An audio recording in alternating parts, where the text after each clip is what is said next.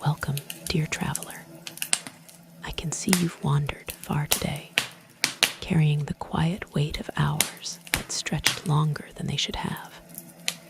So come closer, rest yourself, and let the night soften around you. Take a slow breath and let your body settle into comfort, as if the world itself is gently easing its hold on your shoulders. You are safe here, and you are welcome here. This moment belongs only to you. Tonight, I want to take you somewhere far away, somewhere soft and strange, to a world under 2 patient moons, where the dunes whisper ancient secrets and the sky stretches wider than memory itself. There, under that vast and dreaming sky, walks a boy made of starlight and quiet courage. A boy who, in time, will conquer worlds not with force, not with fear, but with heart, with wonder, and with the simple strength of refusing to let go of who he is meant to become. So relax, traveler.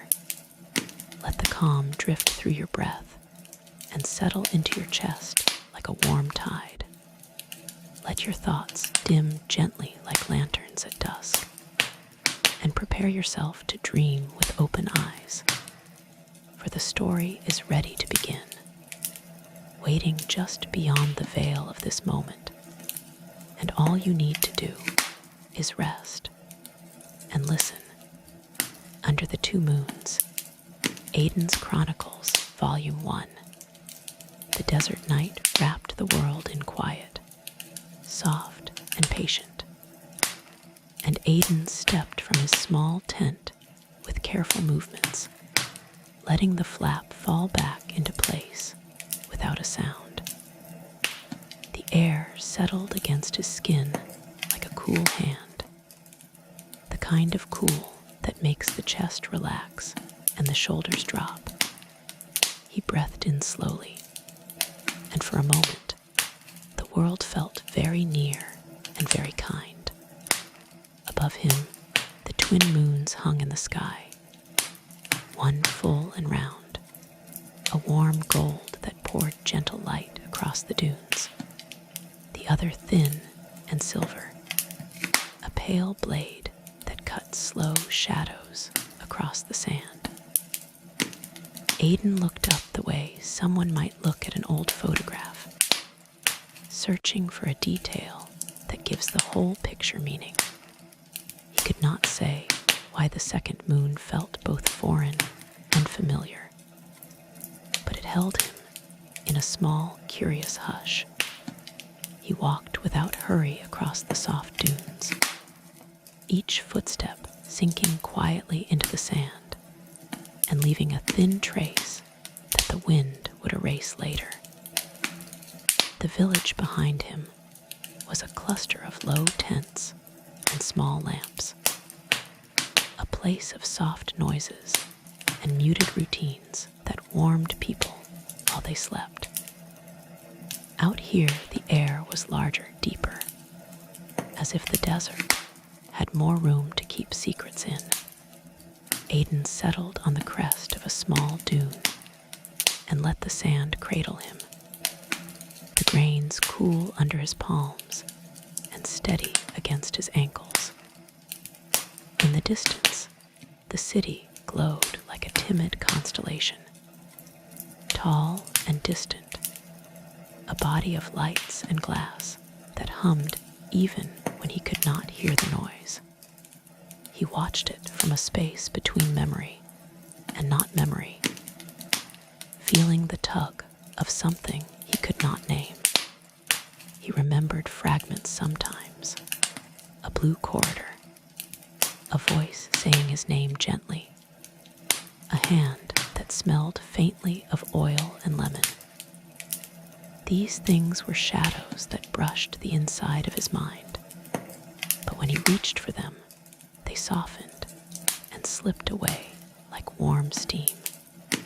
The feeling of near remembering left him with a small ache was not sorrow exactly, more like a note in the chest that promised a song if only he could listen long enough. A wind came across the dune and lifted a scrap of cloth and a handful of starsand, and Aiden watched them drift away like tiny, slow birds. He traced 2 small circles in the sand with his fingertip, 2 moons, and then he pressed a tiny dot between them to be a star. He always made that mark at night without thinking, as if the motion was part of something deeper than memory. He sat and breathed with the slow rhythm of the world around him. Inhale, and the warm gold moon seemed to breathe in with him. Exhale, and the silver moon sighed out across the dunes. The sound of his own breath felt like an anchor, a small lighthouse inside the chest that kept him steady while everything else was uncertain. A stray dog barked in the village once, and the sound folded into the distance, gentle and brief. A generator hummed faintly like a tired heart, keeping a slow mechanical time that the desert did not mind. Far above, something like a skyship traced a soft path across the heavens, its lights a tiny string of pearls that glowed and faded with patient motion. Aiden let his eyes follow that line and felt a tiny curiosity bloom inside him.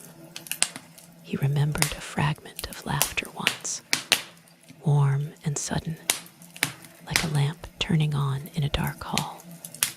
But the laughter was gone as soon as it came, and left only the warm shape of something missing. He let that warmth be a small comfort, an ember to hold when the cold of doubt edged near. He whispered his name to the night, a soft murmur barely louder than his breath, and the wind moved like an answer.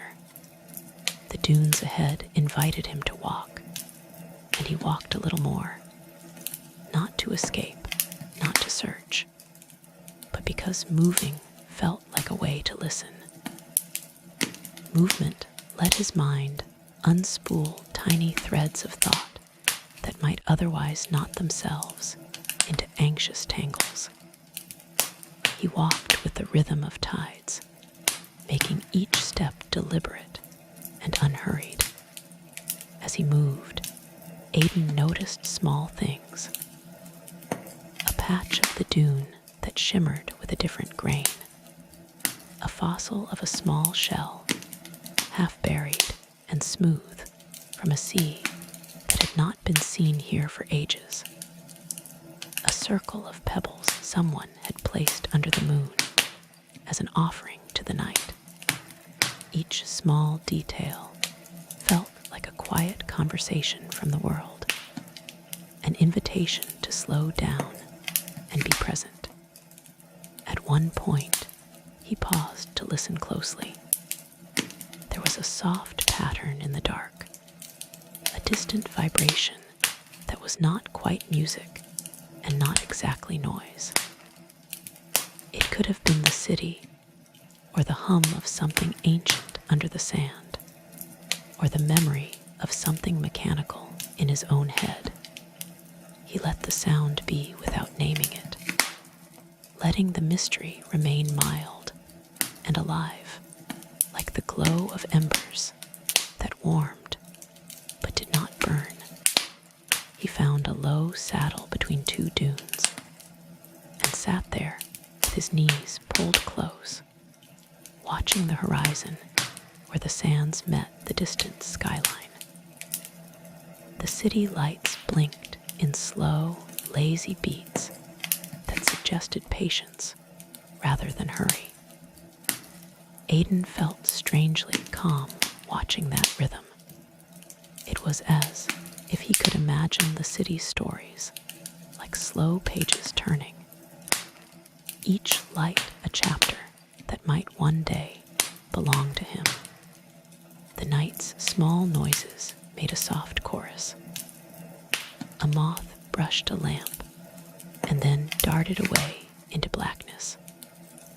A small metal sign clicked once and then was still.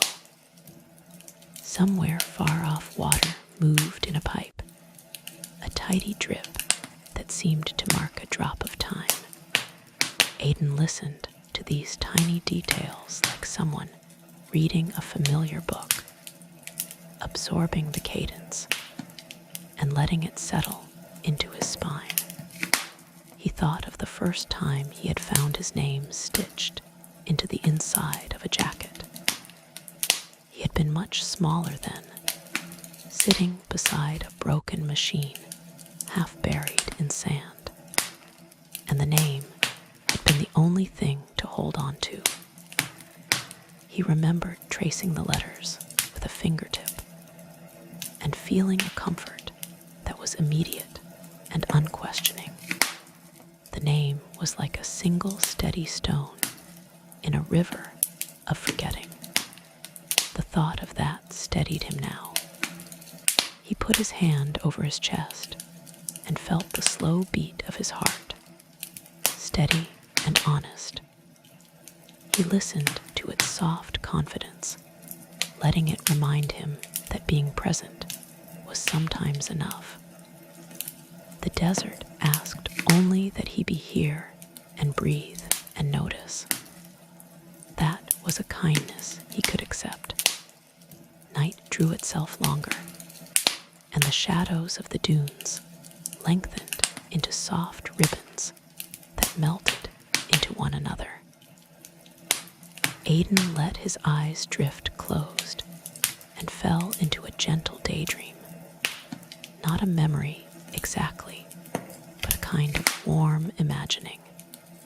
He pictured a small room with a window the size of a palm, light spilling in, and the sound of someone humming a tune he could not quite place. The image hovered like a moth near a lantern, close enough to feel its heat, but just out of reach. Breathing slowly, he let that image exist without trying to chase it.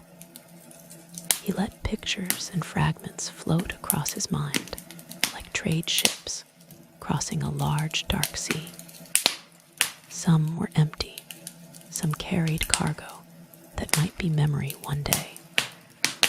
For now, they were quiet companions on his walk. Time moved without announcement.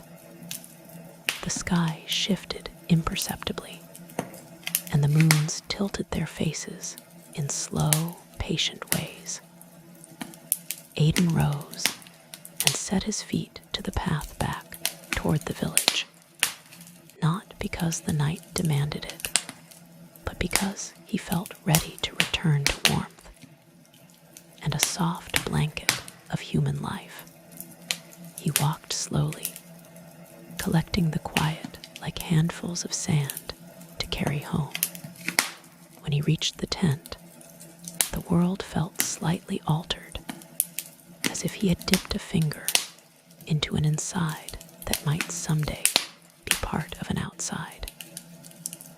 He crawled into his small shelter and drew the blanket up to his chin, eyes still carrying the dust of moonlight. The night pressed close, and the world exhaled, folding in on itself to let sleep come gently. Before his eyes slid fully to sleep, Aiden whispered to the small darkness, a promise he could almost believe. He would search, he would listen, he would follow whatever tiny threads of memory the world left for him. He would not rush, he would not force, he would be patient like the moons above. Aiden woke near the edge of a long afternoon and lay a moment feeling the sun on his face through the thin fabric. own hush, softer than the bustle of the city, and kinder than the heat that sometimes pinched the skin. He rose slowly and tied the jacket that had carried his name all these years. The letters were faded, but present. The thread, like a small covenant he had with himself. He wandered into the village, where people moved with a rhythm he was used to. Someone mended a net with patient fingers. A child chased a sympathetic dog and tamed the world by calling it home for a while. Aiden watched with a calm that was not envy, but observation, like a quiet guest learning customs he might one day follow. A marketplace hummed at a near distance, where traders bartered over tins and wires and dried fruits. The air there was denser with human breath and the smells of spice and warm metal. Aiden drifted through the edges of the crowd, careful not to become a thing of notice.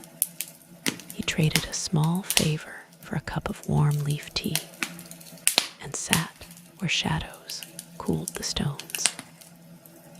The tea felt good in him, like a small balm on the inside, and it tuned his thoughts to the rhythm of being held by momentary kindnesses. A woman in a patched coat watched him with soft eyes while measuring bolts with nimble fingers. She nodded when he passed, not with recognition, but with the quiet courtesy of shared place. Aiden returned the nod and felt a small lightness. He liked these small civilities. They felt like stitches in a garment that might someday be the clothing of a life. By the afternoon, the heat had mellowed, and Aiden found himself at the outskirts of a ruin the elders spoke of in low voices. It was a place of old metal ribs and arched frames, half swallowed by sand. People rarely went there at night, and those who did came back with stories of whispering gears and soft blue lights that hummed like lost songs. Aiden approached with the curiosity of someone who has long lived with blanks in their past. Ruins felt like books, with some pages still waiting to be read. He slipped between rusted columns and let his hands drift over warm metal. The structures hummed with a forgotten power, soft and patient, like the breath of something which had once stood proud and now slept. A small panel near the base had a faded inscription in a language that reminded Aiden of the shape of his own name. He traced the grooves and felt the faint echo of belonging that always came without explanation. Inside the ruin, a thin beam of light cut across the dust, illuminating swirling motes that turned like tiny galaxies. Aiden sat down in that light and let the warmth stain his knees. He noticed small patterns carved into the metal like constellations and felt an odd, companionable warmth. It was as if the building remembered more than people did. And through its memory, he could taste a world older than the village and wider than the dunes. He found a small, dented box near a collapsed panel.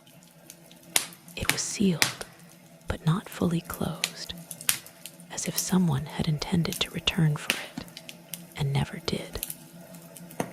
Aiden eased it open and found folded scraps of paper, a rusted coin with an unfamiliar crest, and a small star-shaped pendant whose center had been worn smooth by touch. He held the pendant in his palm and found that his breath caught the same soft pull that made the moons feel like old friends. There was something in the metal of the pendant that hummed to him in a way he could not explain. He tucked it into his pocket, feeling its cool weight as if it were a small compass steering very faintly toward the edges of memory. He did not know if it belonged to him, but when he touched it, a brief image flashed in his mind: hands holding a book, a low lamp, someone humming while working on a table.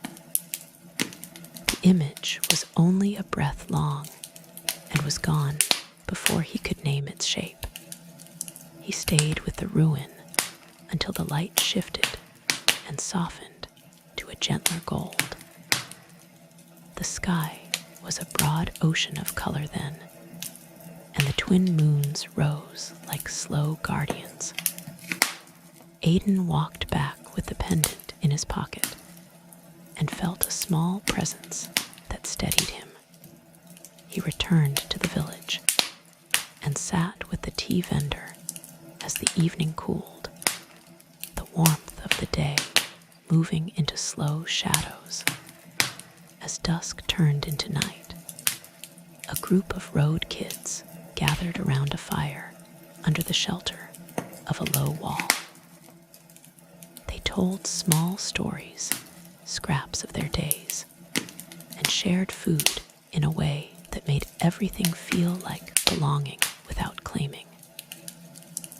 Aiden lingered at the borders of the group, not quite joining, but not entirely apart. One of the kids had a laugh like a bell, clear and contagious. He offered Aiden a piece of roasted sugar and a grin that made space for more than he expected. "Where did you get that?" asked the laughing kid when Aiden's hand brushed the pendant tucked inside his jacket.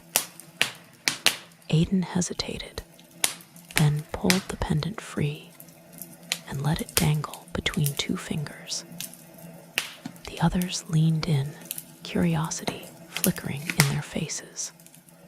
It looked ordinary to them, an old trinket lost in sand. But in Aiden's palm, it hummed with possibility. "A find," he said, soft and small. He did not explain the image that had touched him, only the simple truth that it felt important. The kids nodded as if that explained everything. Around the fire, they began to toss guesses. Maybe it belonged to a buried star priest. Maybe it was a child's toy from a rich city long gone. Maybe it was a key to a forgotten door. The guesses were loose and playful, the guessing itself as warm as the coals. Under the flame light, faces softened and stories grew like low flowers. Aiden listened and let the warmth wash over him. It felt like being wrapped in a blanket that smelled faintly of wood smoke and rain. He put the pendant back into his pocket and felt its small compass pushing like a secret hand. Later, when the fire had dwindled to a patient bed of embers, and the kids had drifted away one by one, a quiet figure remained. An old traveler sat to the edge of the circle with a wide-brimmed hat and eyes that had seen more nights than the stars. He watched Aiden for a long time and finally spoke with a voice as soft as sifted sand. "Those who wake without names often find them in odd places," he said, like a small riddle that did not need solving. "Listen long enough, and the world will give you pieces back."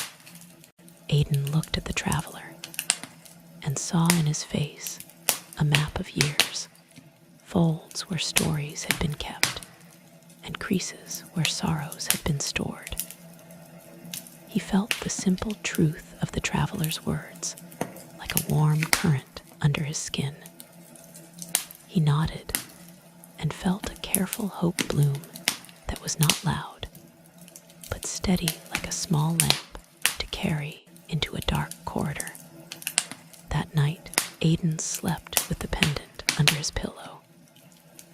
And for the first time in a long while, his dreams were soft and less fragmented. He dreamt of a room with shelves lined with dusty objects that hummed faintly in the dark. And he woke with the line of a melody in his head he could not place. The melody felt like the corner of a memory, enough to make him smile and enough to keep him reaching. When morning came, he rose with slow intention. The pendant weighed the same in his pocket, both ordinary and newly precious. He decided to follow a small intuition that had nothing to do with maps or directions, but everything to do with listening. He would go to the edge of the dunes, where the old highway once dipped into a basin, the place where travelers sometimes found what they did not know they sought. He walked along a faint trail, the pendant warm against his palm. The dunes shifted their faces in wind, and the city hummed like a far-off chorus. Along the path, he met others, a woman carrying a basket of bright fruit, a child practicing a wooden flute, a pair of mechanics walking side by side, arguing about a machine that refused to speak. Each person offered a small exchange, a nod, a shared joke, a trade of bread for tools, and each exchange wove a thread into the tapestry of the day.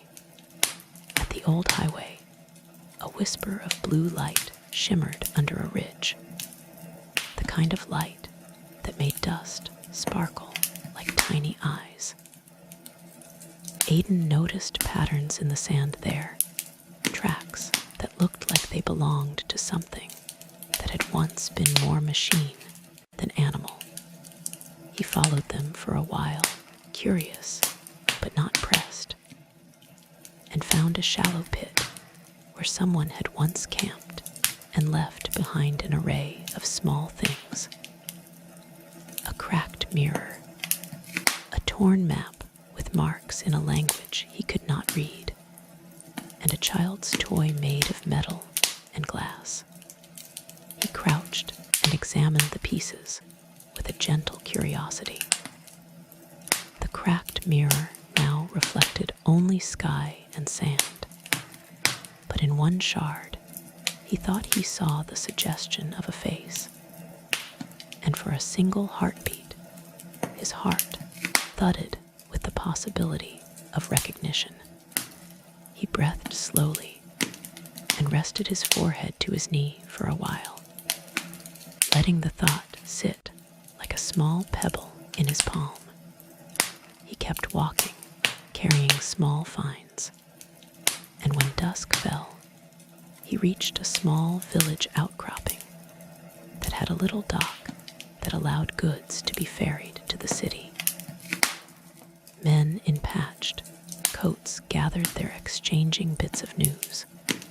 A tall signboard carried faded notices about cargo and travel. Aiden listened while hands moved and mouths traded information.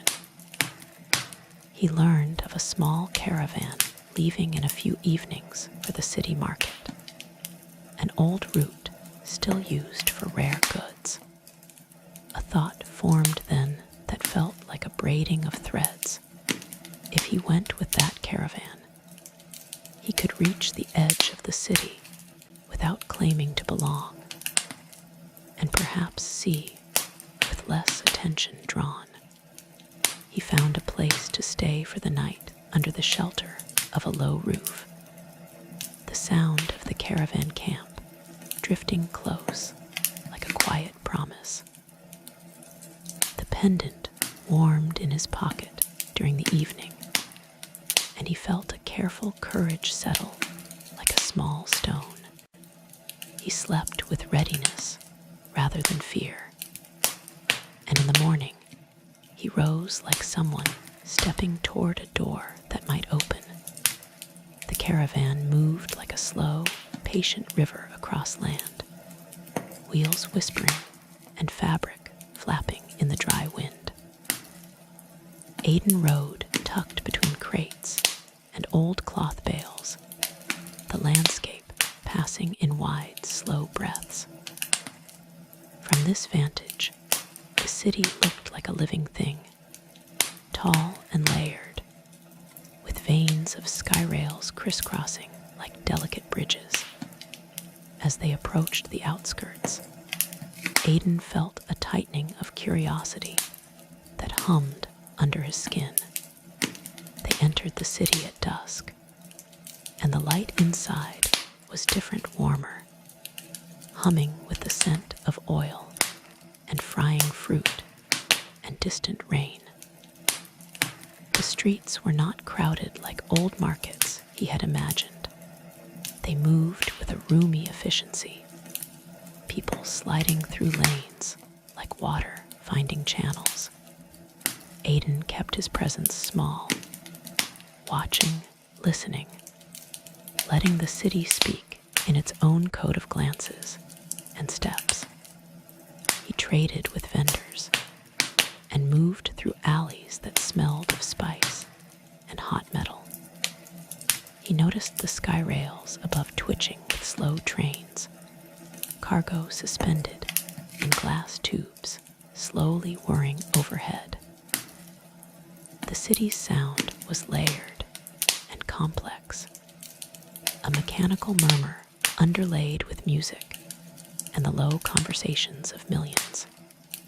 Aiden found a quiet bench under a canopy and sat with his pendant heavy in his pocket, feeling the rhythm of the place like the heartbeat of a large animal. That night, he slept in a narrow room rented from an old woman who kept a tiny shop on the first floor. Her hands were always slightly stained with ink and oil, and she had a way of calling someone by a name even when she did not know their story. She told Aiden in the morning to keep his eyes open and to listen to the city as if it had stories to give freely. The city remembers what people forget, she told him, folding a cloth with care. He took her words like a map. The city everywhere had small rooms that hummed with memory, libraries with low stacks, repair shops that smelled like hot metal and lemon, archives tucked beneath glass floors that stored the petitions of entire districts. Aiden moved through these places like a quiet student, not claiming more than needed, listening to conversations and picking up small notes like breadcrumbs. At a market of old machines, he met a mechanic with hands that told of careful years, calluses, and small scars that read like stories.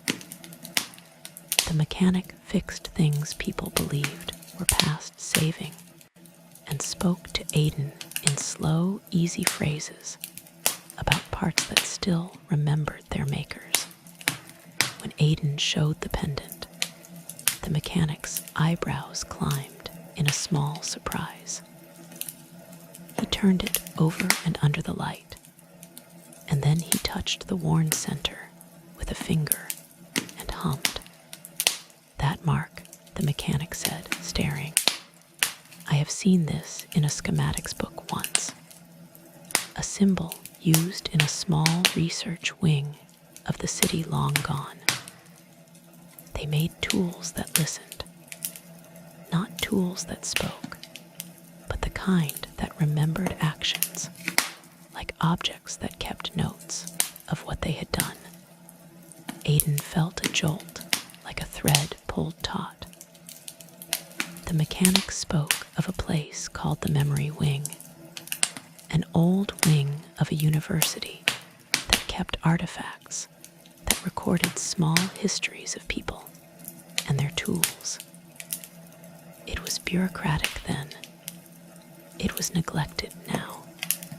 It might hold records, he said, of something like what Aiden felt, a recording, a fragment, a trace. He took the direction like a careful map and spent the following day moving through quieter corridors and old stairwells.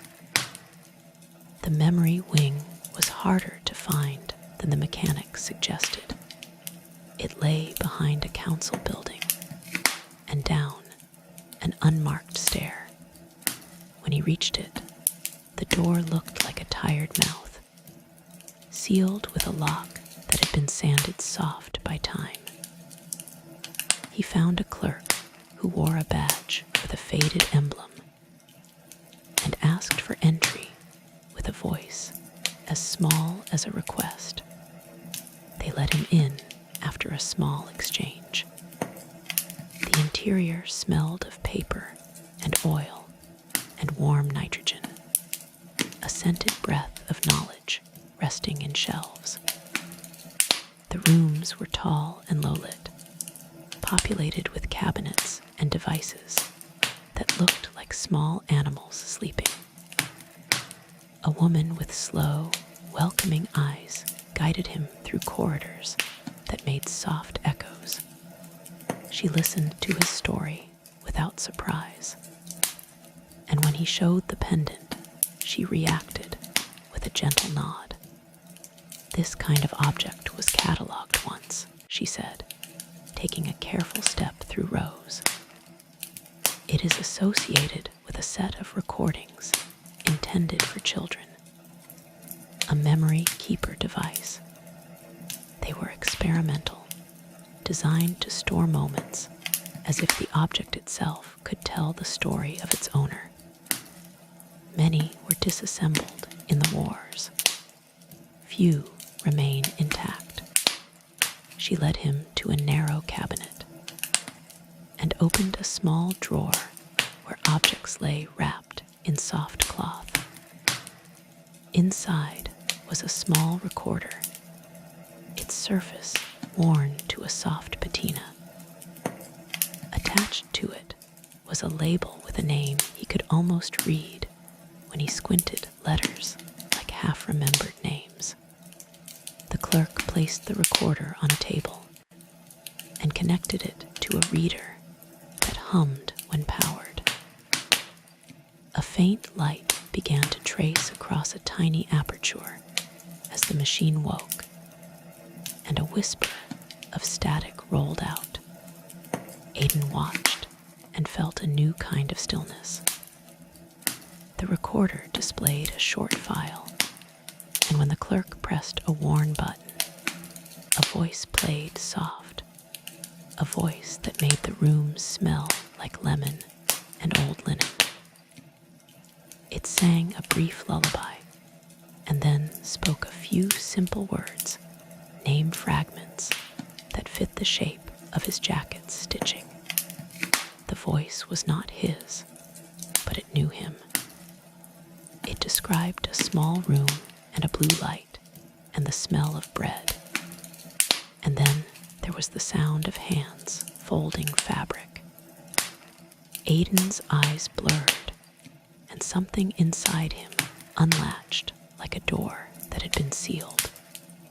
The clerk let the recording end and waited with a kindly patience that felt like an embrace rather than intrusion. Aiden held the pendant and the recorder, and felt the small orbit of these objects, as if they were satellites around a planet that might one day be called home. He had feelings then that were not quite joy, and not quite grief, but were richer and more complicated, as if his story were being handed to him in notes and fragments. With the clerk's permission, he copied what he could from the recorder and tucked a small piece of the file into his pocket on a memory chip. The clerk pressed into his hand. The chip felt like possibility, light and small, and ready to play back whenever he needed to hear the fragment again. He left the memory wing with a weight in his pockets and a lift in his heart, both present at once. The city shifted as evening came on.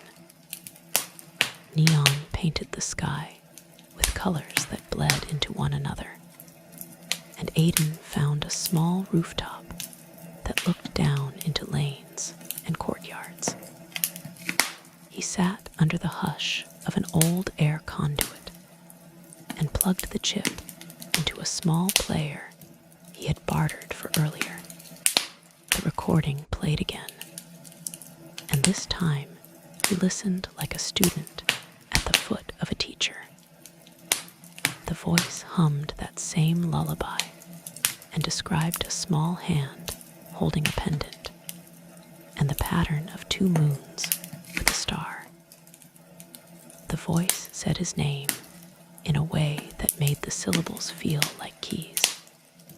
Aiden pressed his palm to his chest and let the sound sink into him. He felt pieces gently rearrange inside, like furniture moved to allow light into a room. There were no sudden answers, no clean lines that stitched a life whole, but there was more than before, more meaning, more direction, and a small hope that lived like an ember. He slept that night with the chip under his pillow. Dreams came in threads, and sometimes in full swathes of imagery, rooms with soft lighting. A hand that smelled like lemon, a figure who hummed and folded clothes, and a door with a small brass knob. He woke with the music, still tracing the edge of his thoughts, and a plan beginning to form like a map, drawn by someone who had read the first lines and found the next step. The next morning, Aiden set out to follow a set of small directions gleaned from the fragments, names of neighborhoods, an old repair shop with a bad sign, an alley where children sold tiny mechanical birds. He walked with the kind of patience that felt like listening with his feet. The city offered up its secrets in small pieces. A child pointed him toward a narrow lane, and an old woman gave him a listening ear and told him of a man who worked with objects that remembered. Each person he spoke with offered a detail like a breadcrumb. Eventually, he found the repairman the clerk had mentioned, a stooped figure who kept a spare part bin under his bench. He worked in a light that made his hands look like maps, and when Aiden showed the pendant and the chip, the man whistled a small sound. "I have repaired a few memory keepers," the man said. "They record small loops and hold them like knots in string. If you carry enough knots, sometimes the string becomes a rope you can climb back on." He worked carefully on the small recorder, opening its case like a surgeon and cleaning circuits, as if removing dust from a treasured book. He He replaced a worn capacitor with a harvested piece and soldered with hands that trembled only slightly from age. The device blinked to life again and whispered when turned, and Aiden felt the world tilt with the weight of a new possibility. That night, he walked to a lamplit canal and let the city's reflected colors wash across his face. He was closer to something now, a line that traced his past in faint strokes. He held the pendant and the small recorder like twin anchors, and felt an odd gratitude for the small objects that kept little memories safe from being lost. He did not find his entire past in a single breath, but he found enough to know that the search had shape. He started to understand that home might not be a single place with a single door. It might be a room with certain smells, a voice with a particular cadence, a string of objects that knew him as he was. The city had offered him a fragment and a direction, and with those things, he could step forward with a quiet courage that made him stand a little straighter. He stayed another day in the city, gathering small details and tracing the edges of neighborhoods he had only seen from a distance. Each street gave up a different kind of story. Children chased one another under the eaves, while merchants polished brass and spoke in easy trades. In the evenings, small players performed music on corners, and Aiden sat listening while the city hummed like something alive he could one day know how to be inside of. And when his time in the city reached a close for now, Aiden stepped back outside the lit perimeter and watched the skyline from the crest of a distant dune. He felt his heart full of a small collection of truths. There were fragments, voices, and a pendant that seemed to know more than he did. He felt less alone than before, and more curious than ever to follow threads into the places that held pieces of himself. The twin moons watched as he turned his steps toward the dunes, and the sky folded around him like the cover of a book waiting to be read again. He walked into the night with soft pace, the city's lights shrinking behind him like candles put out one by one.